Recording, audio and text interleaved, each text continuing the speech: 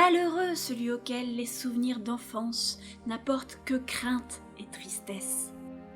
Misérable celui dont la mémoire est peuplée d'heures passées dans de vastes pièces solitaires et lugubres, aux tentures brunâtres et aux alignements obsédants de livres antiques, et de longues veilles angoissées dans des bois crépusculaires, composés d'arbres absurdes et gigantesques, chargés de lianes qui, en silence, poussent toujours plus haut leurs bras sinueux.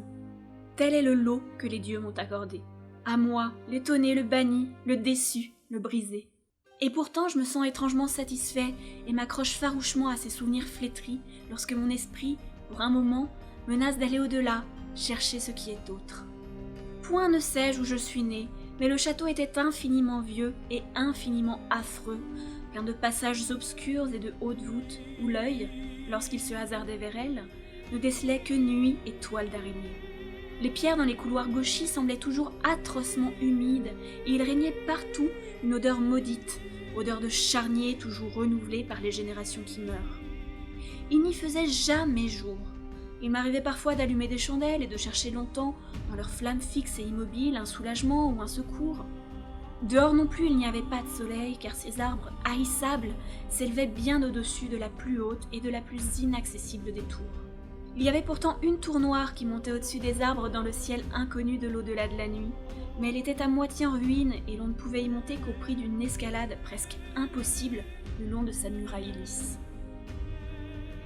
J'ai dû vivre des années dans cet endroit, mais je ne peux mesurer le temps. Des êtres ont dû veiller sur moi et prévoir mes besoins. Pourtant, je ne peux me souvenir d'aucune personne à l'exception de moi-même, de rien de vivant en dehors de mes compagnons silencieux, les rats, les chauves-souris et les araignées. Je pense que la personne, quelle qu'elle fût, qui veilla sur mes premières années devait être d'un âge incroyablement avancé, car ma première conception d'un être animé ressemble à une caricature de moi-même, déformée, réduite et pourrissante comme le château même. Pour moi, il n'y avait rien d'horrible dans les os et les squelettes qui jonchaient certaines des cryptes de pierre profondément enfouies sous les fondations. C'est incroyable, mais j'associais ces choses à la vie quotidienne et les prenais pour plus naturelles que les images colorées d'êtres vivants que je rencontrais dans nombre de mes livres moisis. C'est dans ces ouvrages que j'ai appris tout ce que je sais.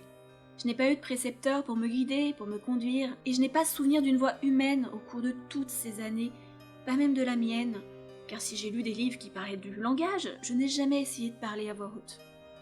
Mon aspect physique, je n'y pensais jamais non plus, car il n'y avait pas de miroir dans ce château, et je me considérais moi-même, automatiquement, semblable à ces êtres jeunes que je voyais dessinés et peints dans les livres.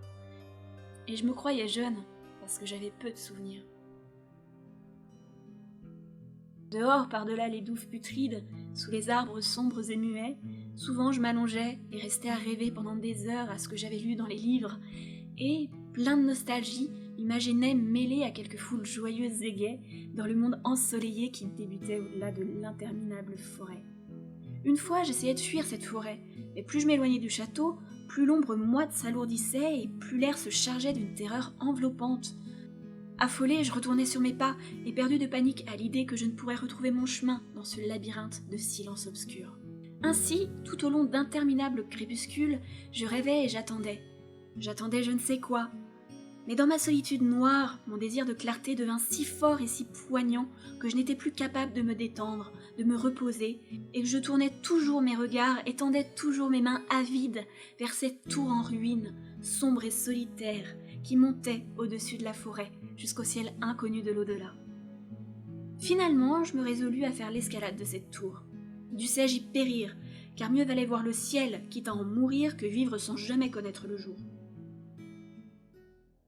Dans le crépuscule moite, je montais donc les degrés de pierre usés par les siècles jusqu'au dernier, et ensuite entamais la dangereuse ascension en m'aidant de saillies précaires aux jointures des pierres.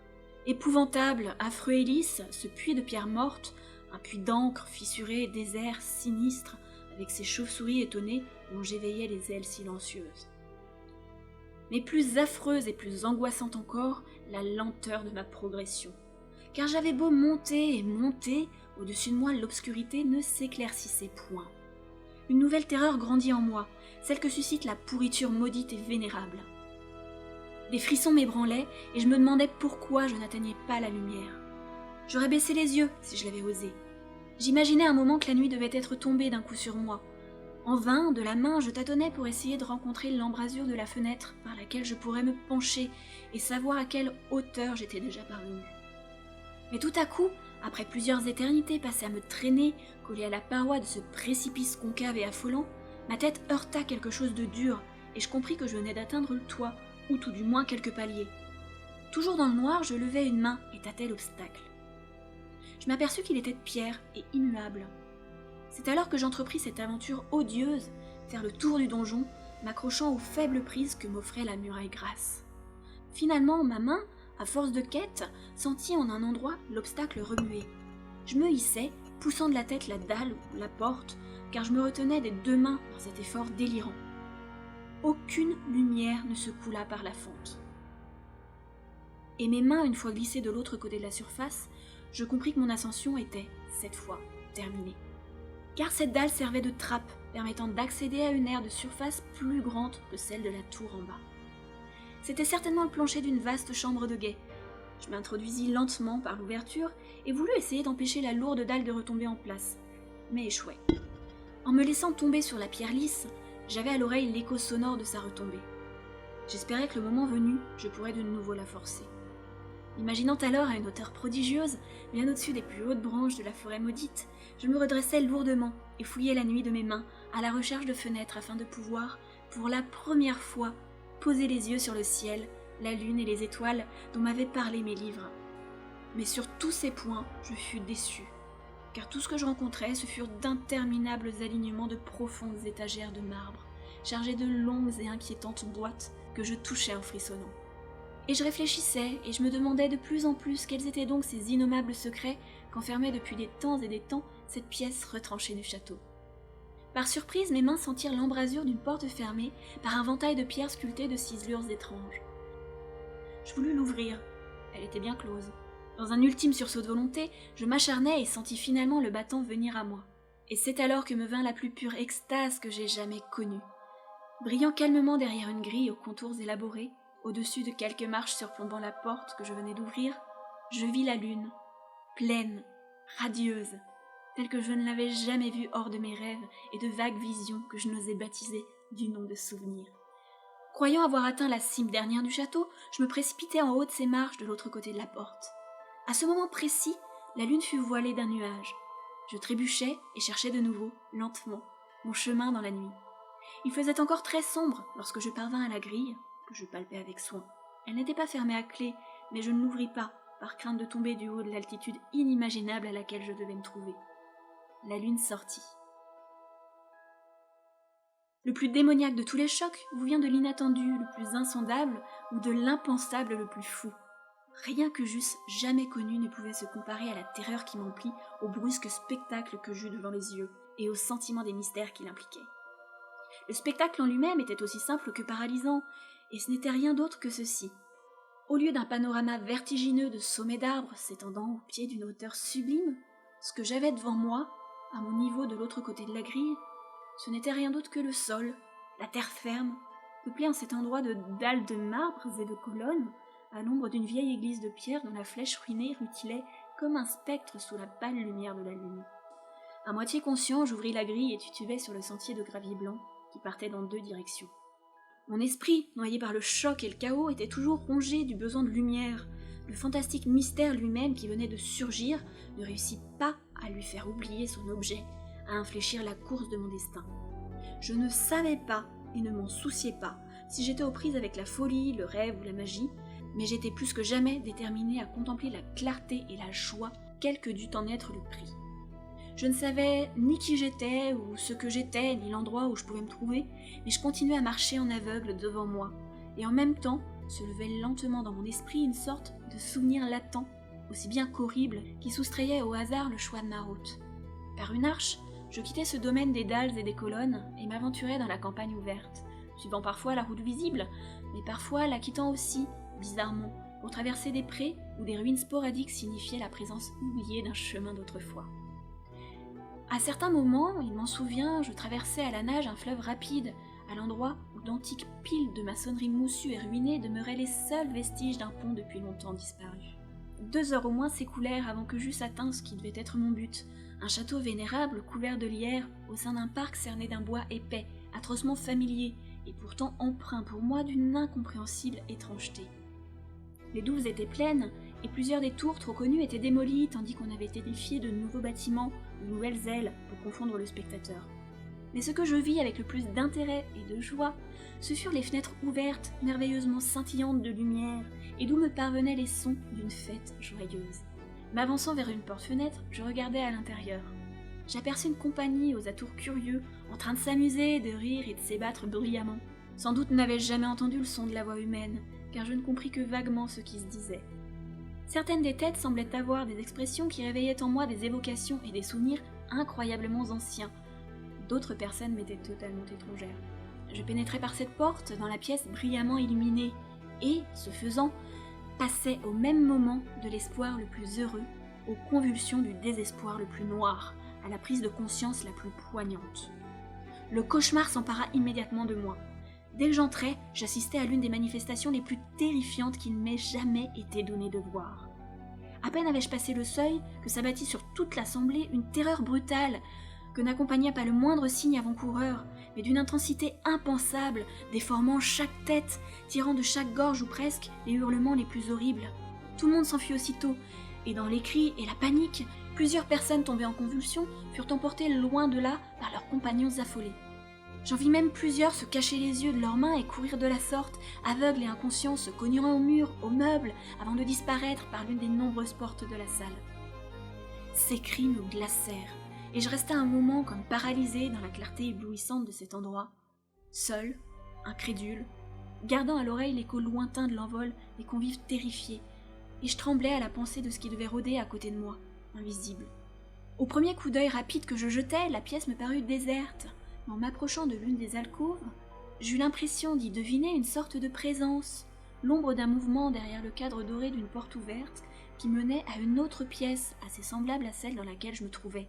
M'approchant de cette arche, je perçus plus nettement cette présence, et finalement, tandis que je poussais mon premier et dernier cri, une ululation spectrale qui me crispa presque autant que la chose horrible qui me la fit pousser, j'aperçus, en pied, effrayante, vivante, l'inconcevable, l'indescriptible, l'innommable monstruosité qui, par sa simple apparition, avait pu transformer une compagnie heureuse en une troupe craintive et terrorisée.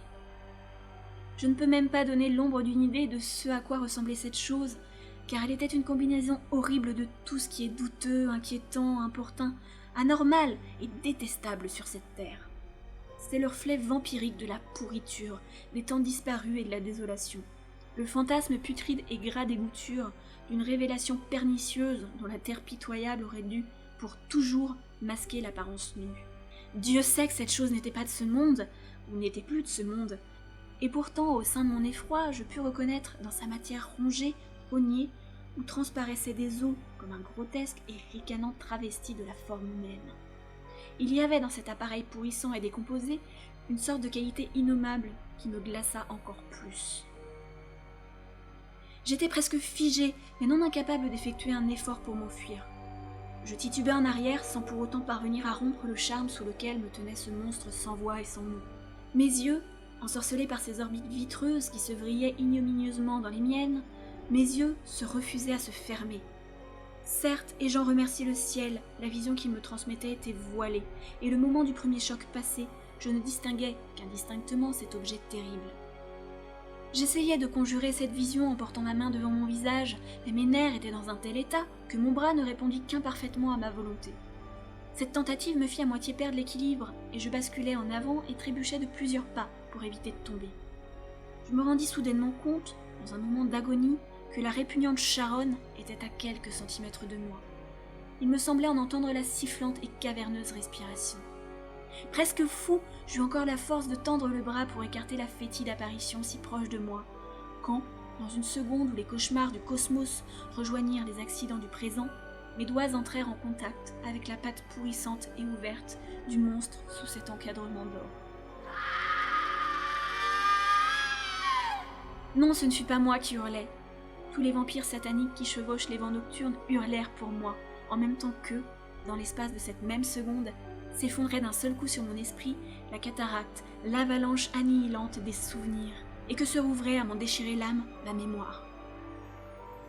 En cette seconde, je compris tout ce qui avait été. Je me souvins de ce qui avait précédé le château effrayant avec ses arbres, et je reconnus l'altière édifice dans lequel je me trouvais, et je reconnus, et rien ne me fut plus terrible, l'abominable malédiction qui ricanait devant moi en même temps que je rompais le contact de mes doigts souillés avec les siens. Mais le cosmos recèle aussi bien le baume que l'amertume, et ce baume est le Népenthes. Dans l'horreur suprême de cette seconde, j'oubliais ce qui m'avait horrifié, et l'explosion de cette mémoire nocturne s'évanouit dans un chaos d'images, s'estompant en échos toujours plus lointains. Dans un rêve, dans un cauchemar, je m'enfuis en courant de cet endroit hanté et maudit. Je courus, rapide autant que silencieux, vers la lumière de la lune. Je retrouvai le cimetière peuplé de marbre, descendis les degrés, mais les dalles de pierre étaient impossibles à ouvrir. Et je ne le regrettais pas, car j'avais haï cet antique château et ses arbres impossibles. Maintenant je chevauche les vents de la nuit, avec les vampires moqueurs et amicaux, et joue le jour parmi les catacombes de Nefrenka, dans la vallée secrète éclose de Hadot, près du Nil. Je sais que la lumière ne m'est pas destinée, sauf celle de la lune sur les roches tombales de Neb, et qu'aucune gaieté ne me revint, sinon les fêtes sans nom de Nitocris sous la grande pyramide. Et pourtant, dans ma nouvelle condition, dans ma nouvelle liberté, j'accueille presque avec le sourire l'amertume d'être autre. Car quoique le Népenthes ait mis la main sur moi, je sais pour toujours que je suis d'ailleurs, un étranger en ce monde, un étranger parmi ceux qui sont encore des hommes. Et cela je le sais, du moment où j'ai tendu la main vers cette abomination dressée dans le grand cadre doré, depuis que j'ai porté mes doigts vers elle et que j'ai touché une surface froide et immuable de verre lisse.